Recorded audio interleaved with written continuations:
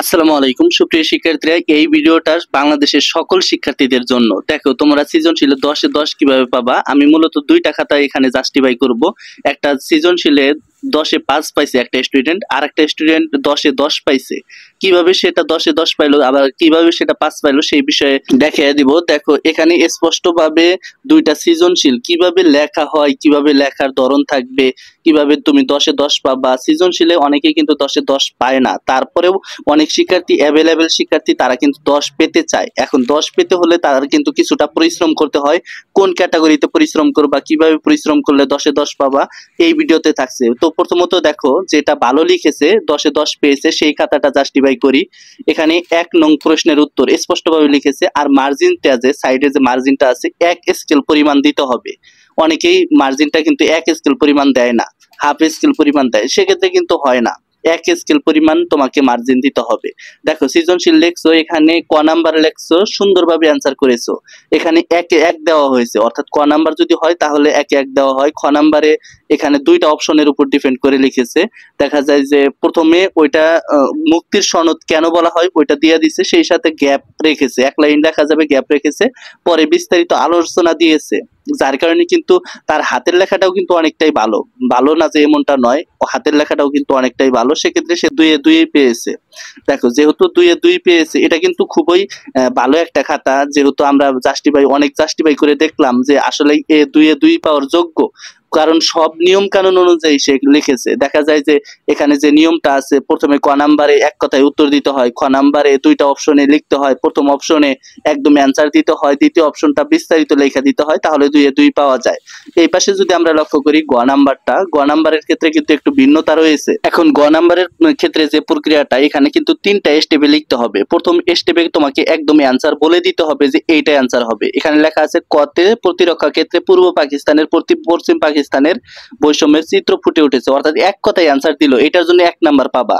আর দেখো, মাঝখানে যে স্টেপটা দিয়েছে, এখানে কিন্তু বিস্তারিত আলোচনা দিয়েছে যে এটা কিভাবে হলো, কিভাবে হতে পারে, মানে আনুষঙ্গিক যা আলোচনা আছে তার উপর ডিপেন্ড করে কিন্তু এখানে 3 নাম্বার দেওয়া হয়েছে। এবং লাস্ট যে স্টেপটা আছে, এখানে কিন্তু তোমাকে সংক্ষিপ্তভাবে দিলে চলবে না, লাস্ট স্টেপটাও তোমাকে বড় আকারে দিতে হবে। দেখো, এই পদ্ধতিতে যদি তুমি সৃজনশীল লিখতে পারো তাহলে আজীবন তুমি 10-এ 10 পাবা। যদি ওই টপিক সম্বন্ধে জানো, যদি তুমি বানিয়েও লেখো এবং তোমার হাতের লেখা যদি ঠিক থাকে, তাহলে 100% শিওর তোমরা 10-এ 10 পাবা। দেখো, এখানে কিন্তু খুবই ভালো করে লেখা হয়েছে, লাস্টের অপশনটাও অনেকটাই বড় করে দিয়েছে, বিস্তারিত দিয়েছে, যেন সে 10-এ 10 পায়।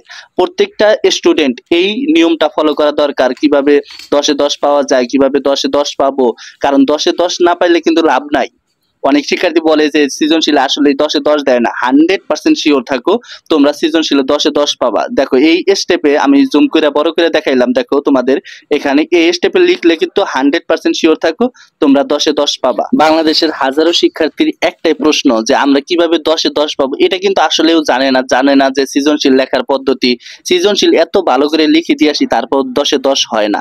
দেখো, গ নাম্বার যে স্টেপটা, এখানেও কিন্তু প্রথম অপশনটা 1 নাম্বারে, অর্থাৎ 1 নাম্বারের জন্য এখানে ফুললি অ্যান্সার দিয়েছে যে এটা কি বলেছে, এবং সেই সাথে এখানে মোট 4টে স্টেপ দেখানো হয়েছে। কয়টা স্টেপ? 4টে স্টেপ দেখানো হয়েছে।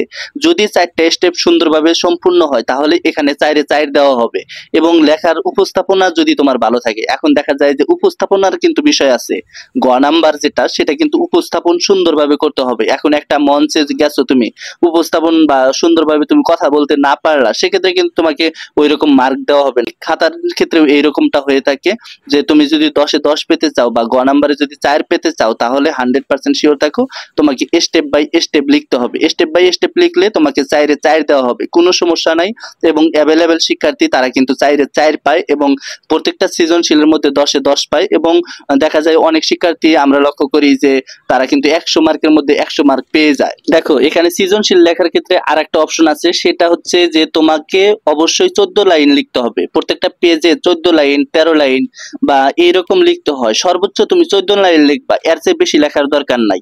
শিক্ষকগণ তারা কিন্তু দেখে না যে 18 লাইন লিখলো না 14 লাইন লিখলো, তবে 14 লাইন লিখলে ওই লেখাটা মাধুর্য দেখা যায় এবং সঠিক সুন্দর দেখা যায় এবং ভালো দেখা যায়, এবং সে অনুযায়ী কিন্তু শিক্ষার্থীরা নাম্বার পায় বলে আশা করা যায়, এবং বহুত শিক্ষার্থী তারা কিন্তু এমনটা নাম্বার পায়। দেখো, আমরা দ্বিতীয়ত যে খাতাটা ধরেছি সেটা হচ্ছে সৃজনশীলে 10-এ 5 পেয়েছে। দেখো, এখানে কোনো মার্জিনের ঠিক নাই, মার্জিন যে দিবে এক স্কেল পরিমাণ মার্জিন কিন্তু হয় নাই, তোমাকে স্টেপ বাই স্টেপ এক স্কেল পরিমাণ উপরে এবং নিচে বা সাইডে তোমাকে এক স্কেল পরিমাণ মার্জিন দিতে হবে। যারা মার্জিন এক স্কেল পরিমাণ দিবা না তাদের ক্ষেত্রে কিন্তু সৃজনশীলে 10-এ 10 পাবা না। দেখো এই যে ক নাম্বারে কিন্তু 1-এ 1 দিছে, এখানে শিক্ষক যদি হাফ দিত তারপরেও কিন্তু তুমি কিছু করতে পারতা না, অর্থাৎ একের মধ্যে যদি অর্ধেক নাম্বার দিত তাহলে তুমি কিছু করার ছিল না।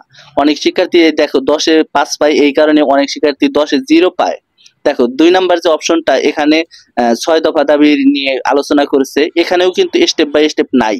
অনেক বানান তাদের ভুল হয়েছে এবং লেখার যে ধরনটা বা কিভাবে লিখতে হয় বা এই সন কাকে বলে এটা কিন্তু বিস্তারিত তার দেওয়া নাই বা ভালোভাবে উপস্থাপন করতে পারে নাই, যার কারণে কিন্তু এখানে 2 মার্কের মধ্যে 1 মার্ক দেওয়া হয়েছে। অনেক শিক্ষার্থী অ্যাভেলেবেল শিক্ষার্থী কিন্তু এমনটা করে থাকে, বেশিরভাগ শিক্ষার্থী তাদের হাতের লেখা ভালো না।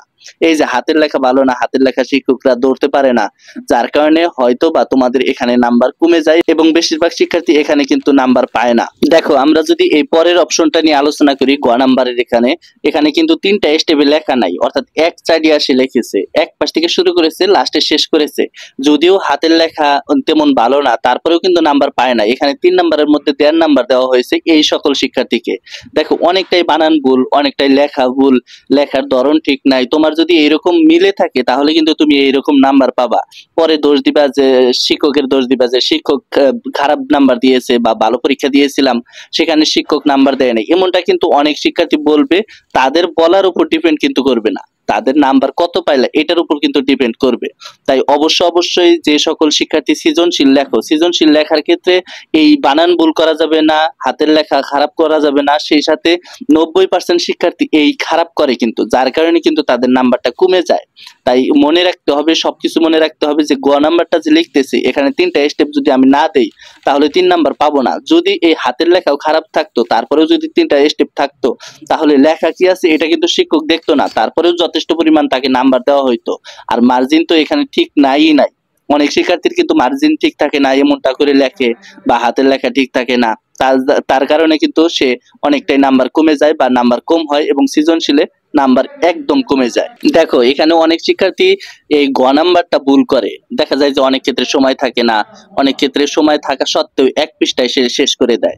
এক পৃষ্ঠার মধ্যে শেষ করলে কি হয়, তোমাকে এখানে গ নাম্বারে অন্তত 2 পৃষ্ঠা 2.5 পৃষ্ঠা লিখতে হবে, তাহলেই তুমি পূর্ণাঙ্গ নাম্বার পাবা। অনেক শিক্ষার্থী এমনটা করে, দেখো হাতের লেখা ভুল থাকে, তার মার্জিন ঠিক থাকে না, 2 পাশে মার্জিন দেয়, 2 পাশে মার্জিন থাকলে কি হবে, হবে না। অবশ্যই তোমাকে মার্জিনটা দিতে হবে পেন্সিল দিয়ে, কিংবা তুমি যদি পেন্সিল দিয়ে না দাও কলম দিয়ে, কালো কলম দিয়ে তোমাকে মার্জিনটা দিতে হবে।